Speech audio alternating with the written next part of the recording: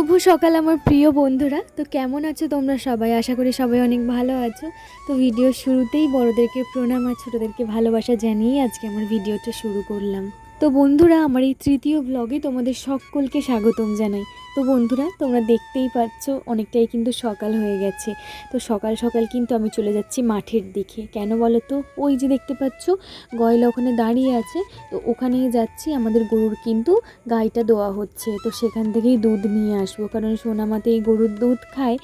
আর আমাদের গরুর যেহেতু দুধ হয়, তার কারণে কিন্তু দুধ কিনতে হয় না, আর খুব একটা অসুবিধাও হয় না। তার কারণে মানে ভালোভাবেই সোনামা দুধটা, খাঁটি দুধটা খেতে পারে, কোনো জল মেশানো নয়, কিচ্ছু নয়, একদম খাঁটি দুধ। আর যখন শ্বশুরবাড়িতে থাকি ওদিকে তো গরুর দুধ পাওয়াই যায় না, যদিও বা পাওয়া যায় সেখানে মানে এক পো দুধের মধ্যে কিন্তু 1 কাপ দুধ থাকে, বাকিটা সব জলই থাকে। তো এরকম একটা ব্যাপার। কিন্তু এখানে এলে আমার সোনামা সব রকম জিনিসটাই কিন্তু খাঁটি খেতে পারে। আর দেখো দেখো বন্ধুরা, কত সুন্দর প্রাকৃতিক দৃশ্যটা দেখতে লাগছে। বর্ষাকাল তো, সব জায়গা সেই জন্য সবুজে সবুজে একদম ভরে গেছে। দেখো গয়লা কিন্তু দুধ দুয়ে নিয়েছে, আর ওই দেখো এখন কিন্তু একটা হাঁড়ি থেকে আর একটা হাঁড়িতে দুধটা ঢালা হচ্ছে। আসলে কি বলো তো, অনেকগুলো গয়লা থাকে এখানে। কিছু গয়লা সাইকেলে করে দুধ দুইতে বের হয়, আর কিছু গয়লা হচ্ছে বাইকে করে বের হয়। তো যে বাইকে আছে সে হচ্ছে মালিক, আর ওই যে যারা সাইকেলে আছে তারা হচ্ছে কর্মচারী। তো কর্মচারীরা ওখান থেকে দুধ দুয়ে এনে ওই মালিকের বাইকে যে হাঁড়িগুলো আছে তো সেখানেই ঢালছিল। জানো তো বন্ধুরা, ছোটোবেলা থেকেই দেখে এসেছি, আমাদের কোনো গরু বা ছাগল বা কিছুই আমাদের ছিল না, সেরকম পশুপালন করতো না আমার বাবা মা, কেউই করতো না, ঠাকুমাকেও কখনো করতে দেখিনি। কিন্তু ছোটোবেলা থেকেই না ভাই আর আমি ভীষণ দুধ ভক্ত। মানে দুধ, দই, ছানা, মানে দুধের তৈরি সমস্ত খাবারই আমাদের অনেক প্রিয়। বাবা কিনে কিনে প্রচুর খাইয়েছে। মা তারপরে ভাবলো কিনে কিনে আর কত খাওয়াবো, এদেরকে যত খাওয়াই এদের তো মন আর ভরে না। সত্যিই তাই, যতই দুধ খেতাম, যতই দই খেতাম, মন আর ভরতো না। কি বলতো, নিজেদের ঘরের মানে নিজেদের তৈরি করা একটা জিনিস খাওয়া আর দোকান থেকে টাকা দিয়ে কিনে এনে খাওয়া, সেটার মধ্যে কিন্তু অনেকটাই পার্থক্য আছে। তারপরেই কিন্তু আমার মা একটা গরু পুষতে শুরু করলো। তো সেই গরুটা পুষে কিন্তু আমরা ভালোই লাভ পেয়েছিলাম। গরুটার অনেক দুধ হতো, মানে গরুটা এত লক্ষ্মী ছিল, সে খুব দুধ দিত জানো তো। তারপর সেই গরুটা আমাদের কাছে এখন আর নেই আপাতত। তো এখন কিন্তু এই গরুটা আছে। এই গরুটা আমার দিদা আমার মাকে দিয়েছিল আমাদের দুধ দই খাওয়া দেখে। মানে আমার দাদু দিদা এত পরিমাণ আমাদেরকে দুধ দই খেতে দেখেছে, তার জন্যই কিন্তু আমাদের এই গরুটাকে দিয়ে দিয়েছে। বলেছে যে, মাকে বলেছিল তুই এই গরুটা পোষ, আর তোর ছেলেমেয়েরা কিন্তু অনেক দুধ দই তাহলে খেতে পারবে। তো তার কারণেই দিয়েছিল জানো তো। আর সত্যিই তাই, যখন থেকে এই গরুটা দুধ দিচ্ছে আমরা তো মানে খেয়ে খেয়ে খেয়ে খেয়ে পাগল হয়ে যাচ্ছি। দুধ খেয়ে খেয়ে মানে শেষই করতে পারি না।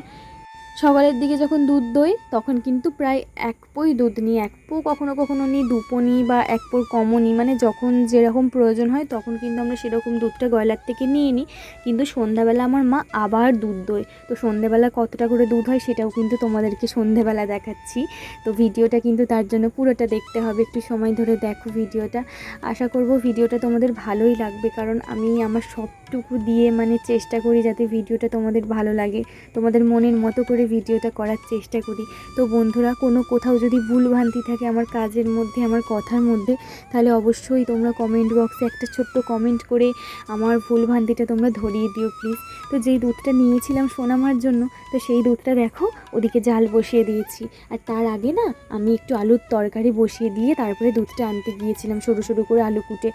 আলুর তরকারি দিয়ে একটু মুড়ি খেয়ে নিয়েছি, তারপরে চলে এসেছি দেখো রান্না বসানোর জন্য। তো রান্না বসাবো কি, উনুনই ধরাতে পারি না। আসলে কি বলো তো বন্ধুরা, বর্ষাকালে এই হচ্ছে গ্রামের মানুষের একটা বড় জ্বালা। কি বলো তো, একদমই উনুন ধরানো যায় না। যখন অনেক তাড়া থাকে আর আমি একদম উনুন ধরাতে পারি না, তখন তো মাঝে মাঝে রীতিমতো আমি কেঁদেই ফেলি। তো যাকগে অনেক কষ্টে সৃষ্টে কিন্তু উনুনটা ধরিয়েছি। জানো তো, বাড়িতে কেরোসিন ছিল না। যদি কেরোসিন থাকতো তাহলে হয়তো একটুখানি কেরোসিন দিয়ে উনুনটা ধরানো যেত, কিন্তু যেহেতু কেরোসিন ছিল না তার কারণে কিন্তু অতটা আমার মানে দেরি হচ্ছিল উনুনটা ধরাতে। তো উনুনটা ধরিয়ে ওদিকে ভাতটা বসিয়ে দিয়েছি, তারপরে কিন্তু ভাতটাও হয়ে গেছে। আর সোনাম্মা ঘুমাচ্ছিল, তার মাঝে তো দেখলে একবার সোনাম্মা উঠে পড়েছে। এতক্ষণে মাও চলে এসেছে মাঠ থেকে, স্নান টান মায়ের হয়ে গেছে, তার কারণে কিন্তু সোনাম্মা মায়ের কাছেই আছে, মানে ওর দিদার কাছে আছে। মা ওদিকে সোনাম্মাকে ধরেছিল, তার কারণে একজনকে তো তাড়াহুড়ো করে কাজগুলো করতে হবে, কারণ বাড়িতে একটা বাচ্চা থাকলে কিন্তু এরকমই সুযোগ বুঝে সময় বুঝে কাজগুলোকে সেরে ফেলতে হয়। তার কারণে কিন্তু যে কটা বাসন ছিল আমি আগে মেজে ফেললাম, তারপরে ভাবলাম তরকারিটা বসাবো। না হলে তরকারি পাতির বাসন, ভাত রান্নার বাসন, তারপরে টিফিন করেছি সেসব বাসন মিলিয়ে দুপুরে অনেকগুলো বাসন হয়ে যেত। আর একবারে অনেক বাসন মাজতে না আমার একদমই ভালো লাগে না, বা মা মাজলেও হয়তো বিরক্ত লাগতো, তার কারণে কিন্তু বাসনগুলো মেজে নিয়ে তারপরে রান্নার জোগাড়টা করে নিয়েছি। ওই যে দেখলে শিলেতে মশলাটা মেটে নিলাম, তারপরে আলুগুলোও কেটে নিয়েছিলাম। আর এদিকে চলে এসেছি আলুগুলো ভাজতে। অনেককেই দেখি আলু না ভেজেই মাংস রান্না করে, কিন্তু ওটা আমার একদমই ভালো লাগে না। আমরা কিন্তু ছোটোবেলা থেকেই দেখে আসছি আমার মা আলু ভেজেই মাংস রান্না করে। আর মাংসতে কিন্তু আমরা কখনোই বেশি মশলাপাতি ইউজ করি না, সেটাতেও একটা কারণ আছে কেন ইউজ করি না, আস্তে আস্তে সেগুলোও তোমাদেরকে বলবো। তো দেখো বন্ধুরা, শুধুমাত্র পেঁয়াজ, আদা আর রসুন আর লঙ্কা, হলুদ আর নুন, ব্যাস। আর তাছাড়া কোনো মশলা নয়, আর তেলটা তো দিতেই হবে। রান্নাটা হয়ে যাওয়ার পর কিন্তু আমি ভাত নিয়ে বসে পড়েছিলাম খাওয়ার জন্য। আর তার আগে সোনামাকে ভাত খাইয়ে দিতে হবে, তো সোনামাকে 1 পিস মেটে আর 1 পিস আলু নিয়ে কিন্তু আগে ভাতটা খাইয়ে দিলাম। তারপরে আমরা বসে বসে একটু টাইম পাস করছিলাম ঘরের মধ্যে। তারপরে দেখলাম বাবা এলো কাজ থেকে ফেরার পথে না বাবা নিয়ে চলে এসেছে দেখো এই অরেঞ্জ আইসক্রিমগুলো। তো দেখো সোনামা একটা খাচ্ছে আর আমি ওদিকে একটা খাচ্ছি, মানে সবার জন্য একটা একটা নিয়ে এসেছিলো, কিন্তু সোনামা কি আর পুরোটা খাবে, সোনামারটা আমি আবার খেয়ে নিয়েছি। তো তারপরে বিকেল হয়ে যাওয়ার পরেই দেখো বিকেলবেলা কিন্তু চলে এসেছি সোনামাকে নিয়ে একটু মা মেয়েতে সাজুগুজু করে ঘুরতে বলতে কি ওই মাঠের দিকে একটু হাঁটবো আর কি, ঢালাই রাস্তাটাতে। বন্ধুরা, আজকে তোমাদের সাথে কিছু কথা শেয়ার করতে চাই। কি বলো তো, আমার অভিজ্ঞতা থেকেই কিন্তু কথাগুলো পাওয়া। তো বন্ধুরা, তোমরা নিশ্চয়ই আমার ভিডিওর মধ্যে দেখে বুঝতেই পারো আমার বাবার বাড়িটা অতটা সুন্দর না। হয়তো ঢালাই দেওয়া বাড়ি, কিন্তু শুধুমাত্র মাথার উপর ছাদ ঢালাইটাই আছে, না আছে জানালা, না আছে দরজা, না আছে অন্য কিছু, না আছে কোনো ঘর সাজানোর সামগ্রী, কোনো কিছুই কিন্তু নেই। আসলে কি বলো তো বন্ধুরা, আমার বাবার বাড়িটা রাজপ্রাসাদ না হতে পারে, কিন্তু স্বর্গের থেকে কিছু কম নয়। এখানে আছে মায়ের ভালোবাসা, বাবার আদর, মায়ের যত্ন, ভাইয়ের সাথে খুনসুটি করা ভালোবাসা মাখা কিছু মুহূর্ত। এরই কারণে কিন্তু কিছু কিছু মেয়েরা সেই মায়াগুলোকে পরিত্যাগ করতে পারে না। তার কারণে কিন্তু বিয়ের পরেও 2-1 দিন ছাড়াই ছুটতে চলে আসে বাবার বাড়িতে। সেই আমাদের মেয়েদের মনের ফিলিংসগুলো কিন্তু অনেক মানুষই বোঝে না। তারা মনে করে হয়তো আমরা বাবার বাড়িতে শ্বশুরবাড়ির লোকের সাথে ঝগড়া অশান্তি করে চলে আসি, বা সেখানে আমরা মানিয়ে গুছিয়ে নিতে পারি না তার কারণে চলে আসি, বা আমাদের শ্বশুরবাড়ির আর্থিক অবস্থা আরও খারাপ এখানকার থেকে তার কারণে চলে আসি।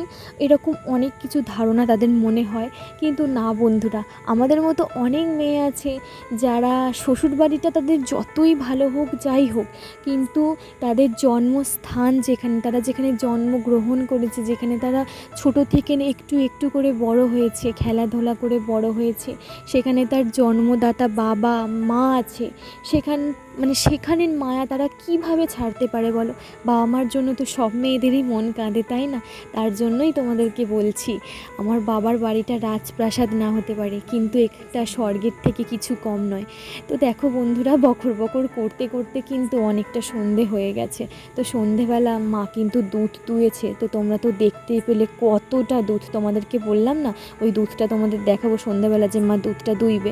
তো ওই 1 হাঁড়ি কিন্তু মা দুধ দুয়েছিল, তা থেকে কিছুটা রাতে গরম খেয়ে শোবো বলে রেখে দিয়েছিলাম, আর কিছুটা হচ্ছে সিমুই বানিয়েছিলাম। আর বাবা সন্ধ্যাবেলা বাজার থেকে এনেছিল হচ্ছে বোঁদে।